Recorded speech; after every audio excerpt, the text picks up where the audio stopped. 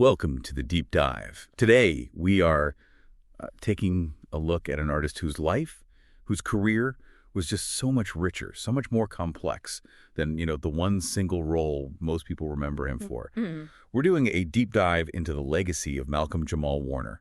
Yes, the actor, but also the director, the celebrated poet, the Grammy-winning musician. His journey, it spanned, 4 decades. Consistent creativity, constant reinvention. It really did. And it's genuinely tough to find another child star who managed that kind of escape, Yeah. Shedding that defining character, but also hitting such high points in completely different fields. Right. Our sources, they paint this picture of just relentless dedication, not just acting, obviously, but jazz, spoken word, filmmaking too. For you listening, this dive is kind of a shortcut to grasping the sheer scale of what he achieved outside of, primetime TV. Yeah, and our mission today is synthesis. We want to go beyond just the timeline. We want to understand the why, why the pivots. From the sitcom set to directing, say, New Edition music videos. Yeah. From dramatic TV shows to, the Grammy stage. We really need to explore those achievements that often get overlooked.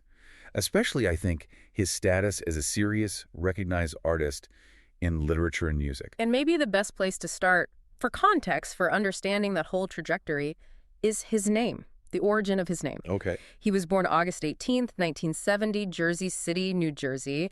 And his parents, they chose names from two, towering figures, really representing different but, equally powerful streams of Black culture and social excellence. Who were they? Civil rights leader Malcolm X and the hugely influential modern jazz pianist Ahmad Jamal. Wow. Okay, that is fascinating. Because right away, that sets up this kind of dual mandate for his life, doesn't it? Yeah. Social consciousness on one hand, artistic rhythm on the other. Exactly. It almost suggests this expectation, this level of excellence in both areas way before he ever even thought about auditioning for TV. Precisely. And then the family moves. They go to Los Angeles when he's only 5. By the time he's 9, he's already kind of immersed in performing arts, showing this natural interest, this talent that led him to acting schools really early on. So it wasn't a fluke discovery. No, not at all. This was something cultivated, an interest he pursued. And you see the professional dedication in his schooling, too. Even with his career starting to take off, he kept a focus on education. He graduated from the Professional Children's School in New York City. Right, which is famous for that, isn't it? Balancing the academics with the crazy schedules young performers have. Exactly. And that early discipline, you have to think, that was the bedrock, right? The foundation for the much more diversified career that came later. Yeah.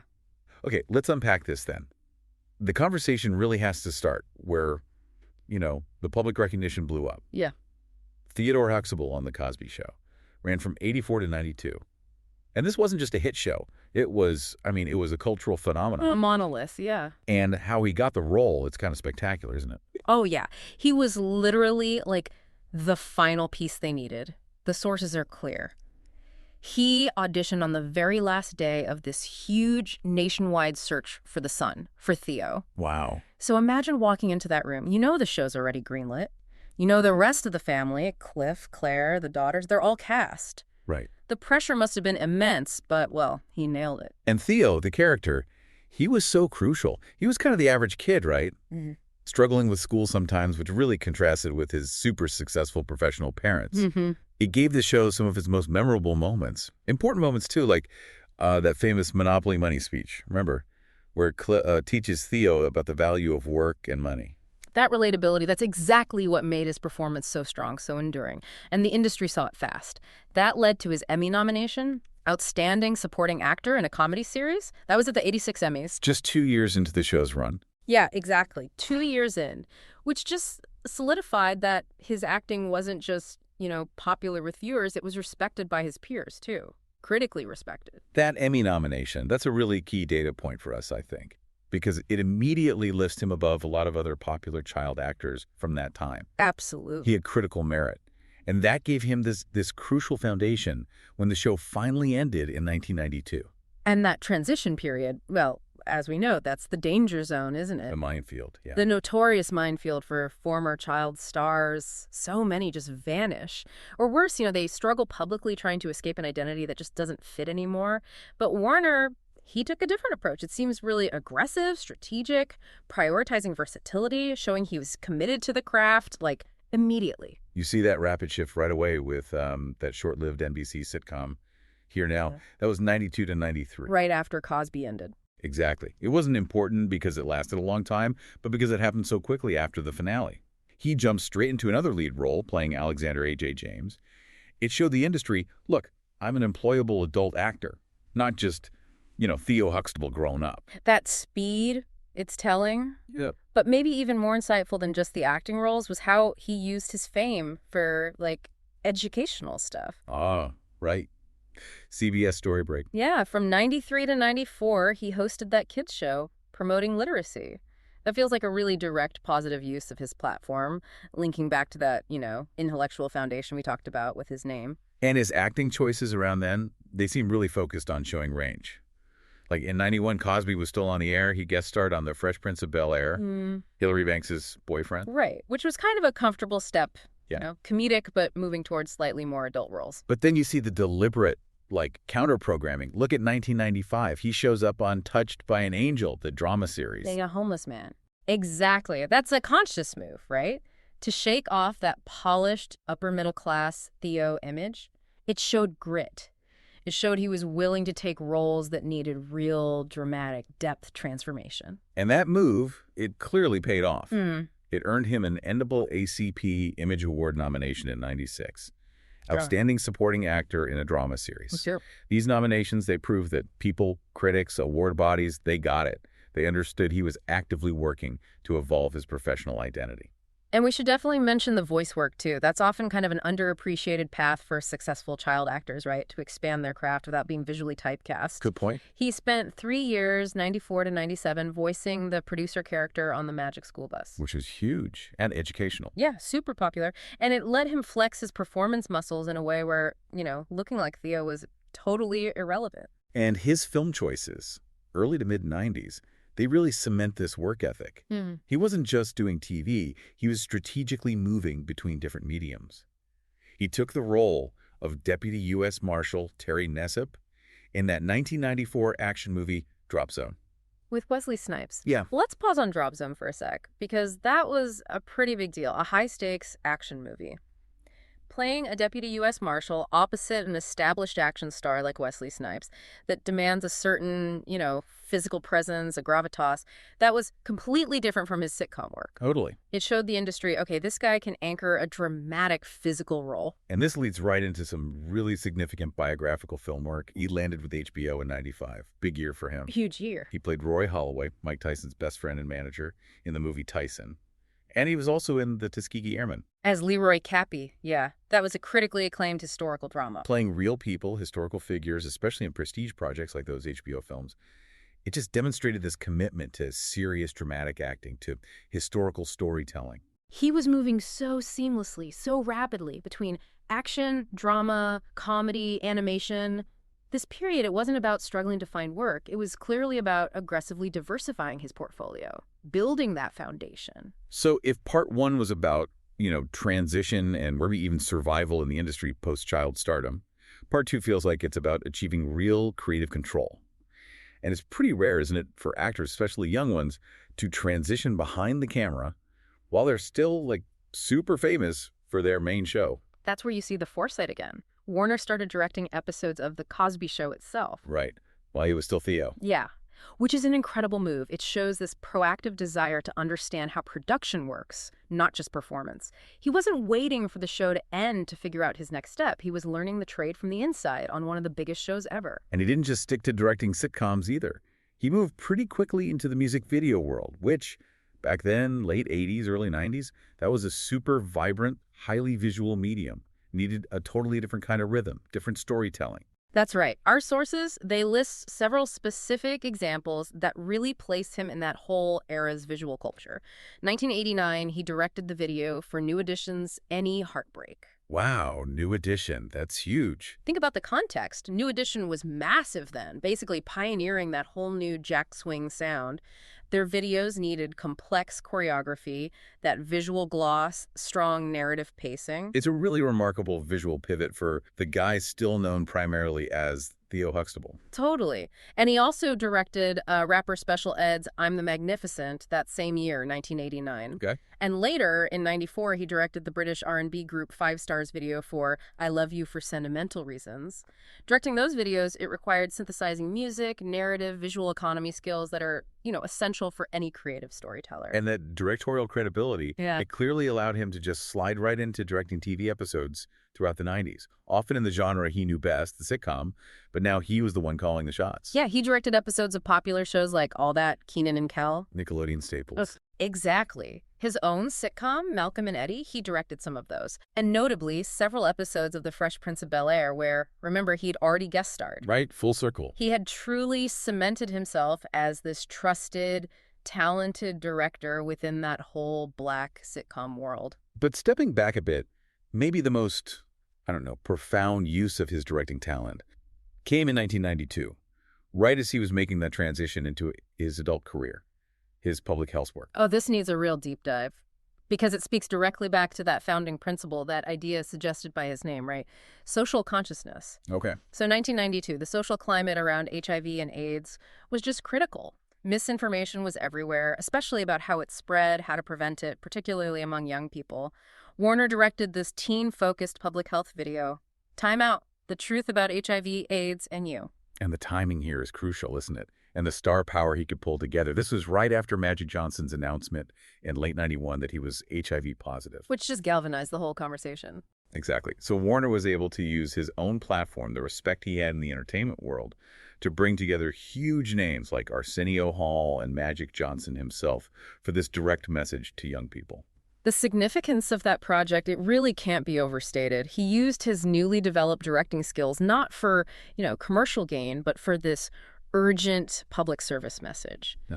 It was critical in a moment of real crisis and fear. It was such a sophisticated display of ethical, social responsibility, proving his commitment went way beyond the soundstage. Okay, let's pivot now, because this is maybe the truly unique part of his career, the thing that sets him apart from pretty much all his peers. Yeah. Here's where it gets really interesting. His life as a professional, acclaimed spoken word artist and musician. Yeah. His multi-hyphenate status wasn't just acting and directing. It was rooted in jazz. This was clearly his creative core, running parallel to all the mainstream acting work he was doing. His musical exploration, it officially kicked off in the early 2000s, rooted in jazz funk. 2003, he drops his debut EP, the Miles-Long Mixtape. Then his second CD, Love and Other Social Issues, came out in 2007. And this wasn't just some celebrity, mess around with music. No. But the sources say he was proficient on the bass guitar. And his performances, they were this conscious fusion. He performed his own spoken word poetry over original music and bass lines that he created himself. Yeah, it was an intellectual thing, a deeply personal artistic statement that connected the rhythm of jazz to the rhythm of poetry. He was moving in these sophisticated, often kind of niche artistic circles. And that commitment, that dedication, it led to the ultimate validation, didn't it? A Grammy Award in 2015. A Grammy. He won Best Traditional R&B Performance for his contribution to the track Jesus, Children of America.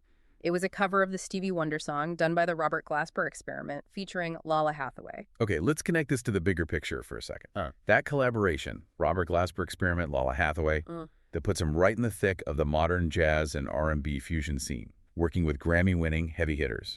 Absolutely. Yeah. The Robert Glasper Experiment, they're known for blending hip-hop, jazz, soul into these really complex modern arrangements.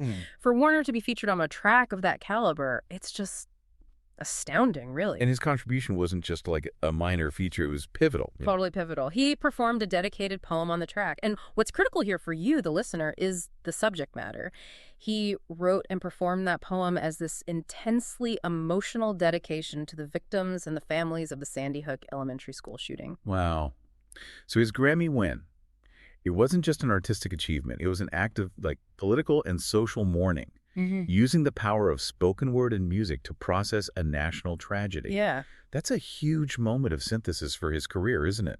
It solidifies him not just as a successful transition story, but as a Grammy-winning artist, using his platform for really profound commentary. And that recognition, it continued, and perhaps even more surprisingly, it kind of pioneered a new category. His 2022 spoken word poetry album, Hiding in Plain View, it got a nomination for Best Spoken Word Poetry Album at the 65th Annual Grammy Awards. Okay, this raises an important question then. Why is that specific nomination so significant? What's the big deal there? Because the 65th Grammys, the ones presented in 2023, that was the very first year the Recording Academy officially introduced a specific category just for Best Spoken Word Poetry Album. Oh, okay. Before that, poetry albums were just kind of lumped into the broader spoken word album category, which was often dominated by audiobooks or, political speeches. This new category, it legitimized the actual art form of performative poetry within the mainstream music industry. And he was right there, nominated in the very first year, the inaugural class. Exactly. He wasn't just reacting to trends. He was helping pioneer the space, showing that this intellectual, rhythmic art form that he'd been cultivating for, 2 decades, it was finally getting its own specific industry recognition. He was really a cornerstone of that scene, wasn't he? Hosting the Poetry Jam at the National Black Theater Festival for years. Yeah, from 2003 onwards. He'd carved out this thriving, meaningful artistic career that existed completely separate from his Hollywood fame, yet he brought the same level of discipline, the same seriousness to it. So despite all these accolades in music and directing, Warner never really left television, did he? He showed this incredible resilience, this ability to keep landing long-term, defining adult roles. A couple of successful sitcom rebounds, late 90s, early 2000s. Yeah, the most significant one was probably Malcolm and Eddie. That ran for 4 seasons on UPN from 96 to 2000. He starred as Malcolm McGee opposite the comedian Eddie Griffin. Right. And this was a really crucial period for him, I think, because it proved he could successfully anchor a multi-camera sitcom as a full-fledged adult. Yeah. He still had that comedic timing people expected, but now outside the constraints of, a family show structure. And that dynamic between Warner's character, Malcolm, who was more grounded, kind of earnest. Yeah, the straight man. And Griffin's Eddie, who was just wild and chaotic. That contrast worked really well for audiences for a long time. It did. And it earned him another NAACP Image Award nomination in 2001. So again, proof that he was maintaining relevance and quality in the comedy space even then. And his career just kept showing this pattern of stability. Right after Malcolm and Eddie, he worked with Jason Alexander, who was, fresh off Seinfeld. Huge star. In that CBS sitcom, Listen Up. It was short-lived, only 2004, 2005. But it was highly anticipated. His consistency in just getting these kinds of main cast roles is almost unmatched among his child star peers. It really is remarkable. But the 21st century also saw him continue that pivot towards dramatic work, genre work, refusing to be pigeonholed. He took a main cast role in that post-apocalyptic drama, Jeremiah. Right, from 2002 to 2004, he played Curdy Malloy, which is, talk about a stark contrast from the safe, family-friendly humor he was known for. Totally different vibe. It showed he was willing to commit to long-form cable drama, often with darker themes, grittier settings, and at the same time, he kept this steady, diverse presence in movies. We mentioned the action stuff earlier, but he also showed he could handle, big blockbuster romantic comedy. He was Cordell in Fool's Gold. The Matthew McConaughey, Kate Hudson movie from 2008. Right. What really stands out, though, is his continued success playing real-life figures in major biographical dramas. We talked about Tyson earlier, but his portrayal of A.C. Cowlings. Oh, yeah. O.J. Simpson's friend, the driver of the infamous white Bronco, and the People v. O.J. Simpson, American Crime Story in 2016. That was incredibly recognizable and, complex. Playing A.C. Cowlings, that was a masterful choice, I think. It required immense subtlety. Cowlings was right there, central to one of the most televised, chaotic events in modern history, right? Right in the middle of it. But he wasn't really a major player in the trial itself. So Warner had to convey the fear, the loyalty, the sheer historical weight of that moment just using nuanced dramatic acting. It further cemented him as the serious dramatic force.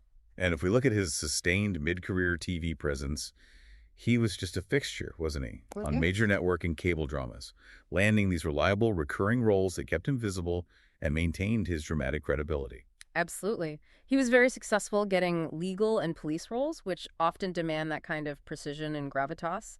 2016 to 2017, he played Julius Rowe, the prison counselor, on season 6 of Suits on USA Network. Popular show. Very popular. And before that, he had a pretty significant run as Lieutenant Chuck Cooper on the police procedural Major Crimes on TNT from 2014 to 2016. And he also had that recurring role, James Bagwell, the parole officer, on Amazon's Sneaky Pete across 3 seasons. This pattern, it shows a really strategic approach to managing his career, doesn't it? Understanding that recurring roles in successful dramas That's the bread and butter of a lasting career. Much safer, maybe more rewarding than just chasing one-off leads all the time. Yeah, consistency.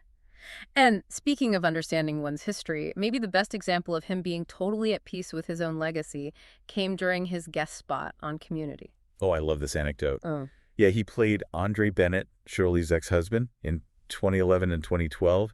And the sources mention this fantastic, self-referential moment where his character basically addressed the cultural weight of his past head-on. He wore what was unmistakably, a Cosby sweater in one scene. He did. And when asked about it, his character just says, oh, the sweater, it was from his dad. It's brilliant. It shows such a deep level of comfort, humor about his own history, demonstrating that he saw the cultural influence of Theo not as some burden he had to shake off, but as this recognizable part of his journey that he could playfully acknowledge. He owned it. That kind of self-awareness, that's key to a long career, isn't it? Yeah.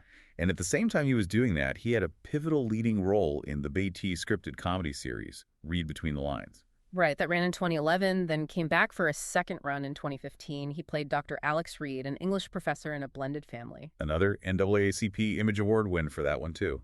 Outstanding actor in a comedy series in 2012. Yep.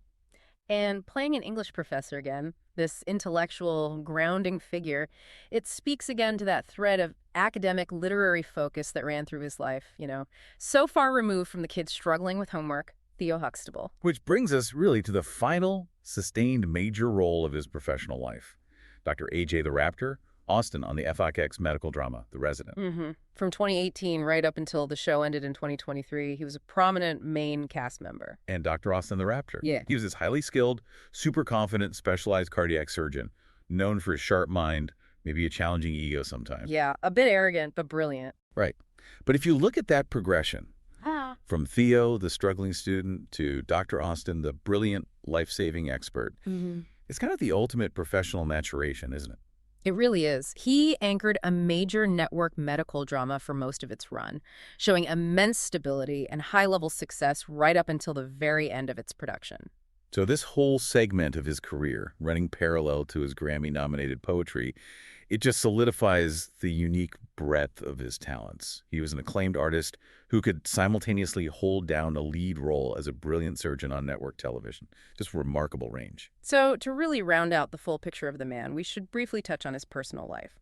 Although he was known for being notably private, really prioritizing keeping his public persona separate from his family life. Yeah, that definitely comes through.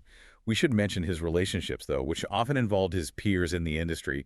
He dated Michelle Thomas, remember? She played Justine Phillips, his girlfriend on The Cosby Show. Right. They dated until '94 and apparently remained really close friends until her tragic death in 1998. Very sad. He also had a long-term relationship with actress Karen Molina White for, 7.5 years? Yeah, a long time. And later with actress and director Regina King from 2011 to 2013. But then he married Tanisha Warner in 2017. And our sources confirmed they had a daughter, born around 2016 or 2017. And he made this very conscious, protective choice to keep their identities, their private life, completely out of the public eye, valuing their space above everything else. That decision, it really underscores his grounded nature, doesn't it? I mean, despite decades of fame, he consistently seemed to seek normalcy, privacy for his immediate family. Absolutely. And even while he was maintaining the steady acting career, he was constantly exploring new artistic outlets, embracing the way media was evolving. Which leads to the ultimate expression of that constant evolution, really, in the final year of his life. His move into the newest medium, the world of digital audio conversational series. Podcasting. That's right. In June 2024, just last year before his passing, he launched the Not All Hood NAH discussion series. He hosted it with Wisi Baraka and Candace Kelly. And the whole point of the show was to discuss the diverse lives, the experiences of Black Americans. This project, it kind of brings us full circle, doesn't it? Yeah. From that social consciousness hinted at by his name at birth, to directing those public health videos in the 90s, to writing socially relevant poetry that won a Grammy. His final major venture was using this conversational platform to explore and uplift narratives within his community. It really demonstrates an artist who is constantly seeking application, discussion, finding truth through his work. It's a career path from 1984 all the way to 2024 that just shows this unparalleled commitment to adapting and to creating meaningful work. Which, of course, makes the circumstances of his passing just so profoundly difficult, so tragic to process. Yeah. We need to turn now to the details of his death. And we'll treat this event with the utmost respect and factual accuracy based on the available sources. Malcolm-Jamal Warner died on July 20th, 2025. He was 54 years old. And this happened while he was in Limon Province, Costa Rica. The specific location, according to reports, was the ocean off Playa Cocles. He was apparently part of a group that was learning to surf. The reports from the vice president of the Caribbean Guard, which is a volunteer lifeguard group there, they indicate the incident happened shortly after the group finished their formal surf lesson. He and several others decided to go back into the water. And the sources really emphasize that this particular area, it's known for having strong, unpredictable ocean currents. And these currents apparently quickly pulled 3 people from the group into distress. Reports mention a woman and a young girl specifically. Who were thankfully brought back to shore, with help from other beachgoers and the lifeguards who were there? Yes. But it was then realized that Warner was missing. He was the 4th person. A search started very quickly. We know from the detailed reports that an unnamed boogie boarder and a doctor went into the water and found Warner maybe 5 minutes later. He was found submerged, unconscious. Yeah. The local authorities, the Costa Rican Red Cross, they stated that emergency responders were dispatched promptly. But despite that rapid response, the reports confirmed that resuscitation attempts, CPR, were performed for about 45 minutes, right there on the beach. Wow.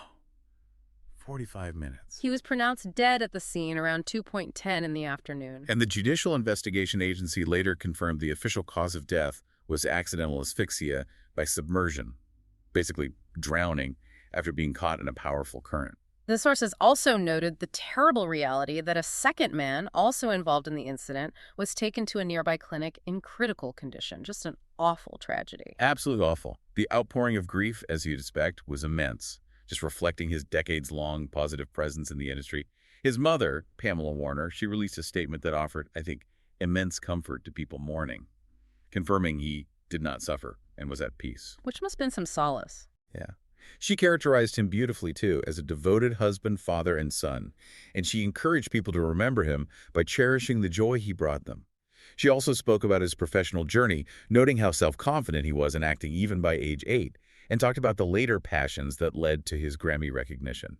And she announced plans for a public memorial, didn't she? Later in 2025 or maybe early 2026? Yes. And tributes just flooded in from across the whole spectrum of his career, from his Cosby Show co-stars like Bill Cosby and Raven Simonet, to his adult co-stars like Morris Chestnut, Karen Molina White, Eddie Griffin. Even major figures from the music world like Beyoncé paid tribute. The collective memory just affirmed his unique status as this kind, highly intelligent, incredibly multifaceted artist. And as a final dedication, the episode Mother Love of the series Murder in a Small Town, he played Mr. In that show, that episode was posthumously dedicated to his memory, which confirms that even in his final roles, his impact was deeply felt by the production community.